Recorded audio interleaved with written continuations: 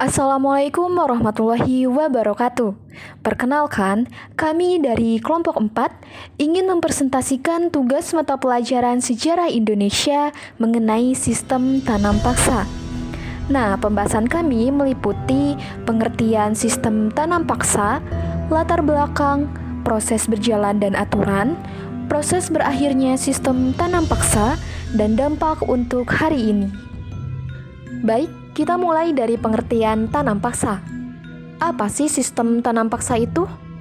Sistem tanam paksa adalah sistem yang mengharuskan rakyat melaksanakan proyek penanaman tanaman ekspor di bawah paksaan pemerintah kolonial sejak tahun 1830. Sistem tanam paksa pada masa penjajahan Belanda disebut Kulturstelsel. Istilah Kulturstelsel sebenarnya berarti sistem tanaman, culture system atau cultivation system. Latar belakang. Secara umum, latar belakang diterapkannya tanam paksa oleh Belanda di Indonesia adalah karena negara tersebut membutuhkan uang untuk membayar hutang agar terhindar dari kebangkrutan. Hutang Belanda yang sangat tinggi ini disebabkan oleh beberapa hal, antara lain: pertama, revolusi dan pecahnya daerah Belgia dari kerajaan Belanda. 2. Perseteruan kolonial Belanda dengan Inggris Raya, Spanyol, serta Portugal. 3. Pemberontakan pejuang kemerdekaan Indonesia yang banyak di berbagai wilayah Nusantara. 4. Perang dengan Diponegoro yang menghabiskan kas negara sehingga Belanda terpaksa berhutang. Dan yang terakhir, praktik perdagangan dan monopoli rempah serta kopi di Nusantara tidak menghasilkan cukup banyak uang untuk Belanda.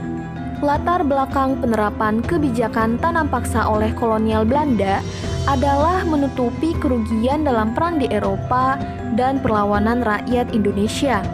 Pada dasarnya, Kulturstelsel bertujuan untuk mengembalikan kondisi keuangan Belanda selepas krisis usai Perang Jawa. Proses berjalan dan aturan. Sistem tanam paksa adalah peraturan yang dikeluarkan oleh Gubernur Jenderal Johannes van den Bos pada tahun 1830 yang mewajibkan setiap desa menyisihkan sebagian tanahnya, yaitu 20%, untuk ditanami komoditas ekspor, khususnya teh, kopi, dan kakao. Peraturan pokok sistem tanam paksa terdapat dalam Lembaran Negara Staatsblad tahun 1834 nomor 22.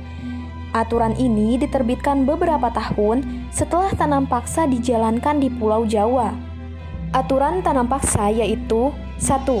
Persetujuan akan diadakan dengan penduduk agar mereka menyediakan sebagian dari tanahnya untuk penanaman tanaman ekspor yang dapat dijual di pasar Eropa.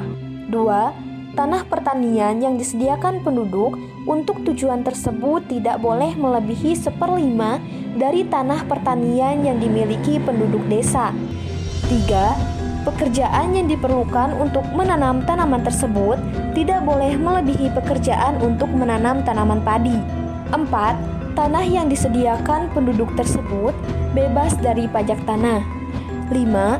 Hasil tanaman diserahkan kepada pemerintah Hindia Belanda. Jika harganya ditaksir melebihi pajak tanah yang harus dibayar rakyat, kelebihan tersebut diberikan kepada penduduk. 6. Kegagalan panen yang bukan merupakan kesalahan petani akan menjadi tanggungan pemerintah. 7.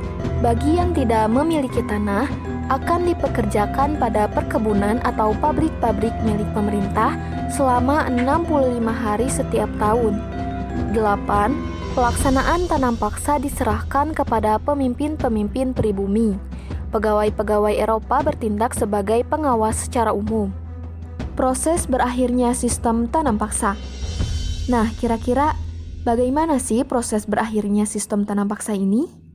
Sistem tanam paksa akhirnya dihapus pada tahun 1870 dan diganti dengan kebijakan baru yang dinamakan politik etis atau disebut juga dengan etis politik atau dikenal dengan politik balas budi.